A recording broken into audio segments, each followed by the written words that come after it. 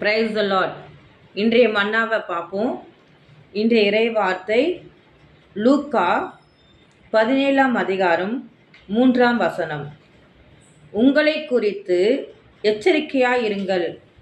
உன் சகோதரன் உனக்கு விரோதமாய் குற்றம் செய்தால் அவனை கடிந்து கொள். அவன் மனஸ்தாபப்பட்டால் அவனுக்கு மன்னிப்பாயாக. ஆமேன். நம்ம இதே வார்த்தை நம்ம கேட்டிருக்கோம். பேதுரு இயேசு கிறிஸ்துவிடம் கேட்பாரு, என் சகோதரன் எனக்கு எதிராக பாவம் செஞ்சா நான் எத்தனை முறை மன்னிக்கணும் அப்படின்னு கேட்பாரு. அப்போ அவங்க சொல்லுவார், இயேசு கிறிஸ்து சொல்லுவார், 70 முறை மன்னிக்க வேணும் அப்படின்னு சொல்லிட்டு சொல்லுவார். அப்போ இதுலேருந்து என்ன தெரியுது அப்படின்னா, உடனே நம்ம சகோதரன் தவறு செஞ்சால் 70 முறை மன்னிக்கணும் அப்படின்னு சொல்லிட்டு போதிப்பாங்க. ஆனால் இதில் என்ன சொல்லப்பட்டிருக்கு, உங்களை குறித்து எச்சரிக்கையாயிருங்கள். உன் சகோதரன் உனக்கு விரோதமாக குற்றம் செய்தால் அவனை கடிந்து கொள் அப்படின்னு சொல்லப்பட்டிருக்கு. அப்போனா என்னன்னா, உன் சகோதரன் உனக்கு எதிராக குற்றம் செய்கிறான், அதனால அவனை அப்படி விட்டுறக்கூடாது. நன்மை செய்ய தெரிந்திருந்தும் செய்யாமல் இருப்பதை பாவம்னு சொல்லப்பட்டிருக்கு. அப்போ சகோதரன் தவறு செய்கிறான் அப்படின்னா அது என்ன பண்ணணும், கடிந்து எடுத்து சொல்லணும். அப்படி சொல்லும் பொழுது அவன் தன்னுடைய குற்றத்தை உணர்ந்து மனஸ்தாபப்பட்டான், நான் தான் செஞ்சது குற்றம் அப்படின்றத அவன் மனஸ்தாபப்பட்டான் அப்படின்னா உடனே என்ன பண்ணணும், அவருடைய குற்றத்தை நம்ம மன்னிக்கணும். சரி, ஓகே, நம்ம கடிந்து சொல்கிறோம், எடுத்து சொல்கிறோம், அவன் கேட்கல. அதனால தான் கடவுளை சொன்னார், 70 முறை என்ன பண்ண மன்னி அப்படின்னு சொன்னார். ஸோ அப்படி கேட்கலன்ற பட்சத்தில் அவங்களுக்காக என்ன பண்ணணும், ஜெபம் பண்ணணும். என்ன பண்ணணும், அவங்களுக்காக ஜெபம் பண்ணணும். உன் சகோதரன் சொன்னால் கூட பிறந்தவங்க மட்டும்தான் அர்த்தமா? கிடையாது. சகோதரன் சொன்னால் உலகத்தில் இருக்க நமக்கு குடும்பத்தில் இருக்க கணவன், தாய், தகப்பன், சகோதர சகோதரிகள் மட்டும் அல்லாமல் உலகத்தில் இருக்கிற அனைத்து மற்ற சகோதரர்களும் சகோதரிகள் தான்.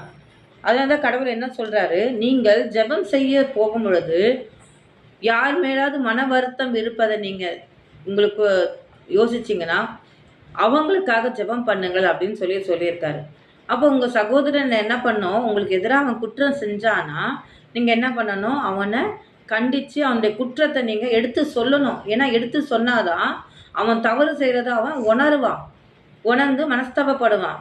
குற்றத்தை எடுத்து சொல்லாமல் அப்படி இருந்தால் அவன் செய்கிற குற்றத்தை என்ன பண்ணுவான், மீண்டும் மீண்டும் மீண்டுமா செய்து பாவத்தில்லாமல் விடுறதுக்கு ஒரு வழியை அமைச்சு கொடுத்துரும். ஆனால் நான் என்ன சொல்கிறேன்னா, அன்பான சகோதர சகோதரிகளை நம்ம மன்னிக்கணும். அவங்களுக்கு கடிந்து எடுத்து என்ன பண்ணணும், சொல்லணும். அப்படி அவங்க கேட்கலன்னா அவங்களுக்காக ஜெபம் பண்ணணும். ஜெபம் பண்ணுறது மட்டும் இல்லாமல் மீண்டும் அவங்க செய்யும் பாவத்தை என்ன பண்ண எடுத்துரைத்து 70 முறை அவங்களை மன்னிக்கணும். மன்னிச்சு அவங்களுக்கு ஜெபிக்கும் போது கண்டிப்பாக அவங்களையும் மனசில் கடவுள் பேசி மனஸ்தாபப்பட வச்சு அவங்க கடவுளுக்கு ஏற்புடைய பிள்ளைகளாக மாறுவதற்கு நம்ம வழி செய்ய முடியும். இந்த வார்த்தையின் மூலமாக தேவன் இன்று நம்மோடு பேசுறதற்காக ஆண்டவராக இயேசு கிறிஸ்துக்கு கோடான கோடி நன்றி. இப்போ நம்ம ஜெபிப்போமா? அன்பின் பரலோக பிதாவே, அப்பா, இந்த அருமையான இந்த நாளுக்காக உமக்கு நன்றி இயேசுவே. இதோ இந்த வார்த்தையின்படி ஆண்டவரே, எங்களை நீர் உருவாக்கி இந்த நாள் வரை எங்களை பாதுகாத்து வந்தீரே ஆண்டவரே, உமக்கு நன்றி இயேசுவே. அப்பா, இதோ எங்கள் சகோதரர் எங்களுக்கு எதிராக குற்றம் செய்தால் அவர்களை கண்டித்து அவர்கள் மனஸ்தாபப்பட்டால் அவர்களை மன்னிக்க வேண்டும் என்று இன்று நாங்கள் கற்றுக்கொண்டோம் இயேசுவே.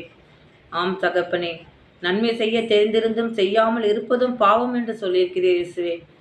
அப்பா, அன்பின் ராஜாவை எங்களை முழுவதுமாக ஒப்புக் கொடுக்கின்றோம்.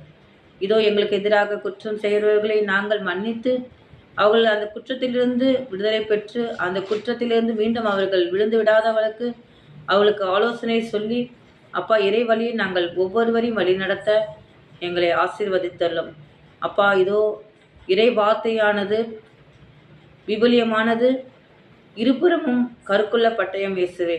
இதை போதிக்கிறவர்களுக்கும் சொல்லப்படுகிறது, கேட்பவர்களுக்கும் சொல்லப்படுகிறது. 2 புறமும் கூர்மையான வாள் உடையது என்று சொல்லப்படுகிறது இயேசுவே. இந்த வார்த்தையை சொல்லுகின்ற எனக்கும் இது பொருந்தும். உமது அருளும் ஆசீரும் என்னோடும் மற்ற சகோதரர்களோடும் இருந்து பாதுகாக்க வேண்டுமென்று எங்கள் ஆண்டவராகிய கிறிஸ்து வழியாக இறைவா உம்மை மன்றாடுகின்றோம். ஆமென்.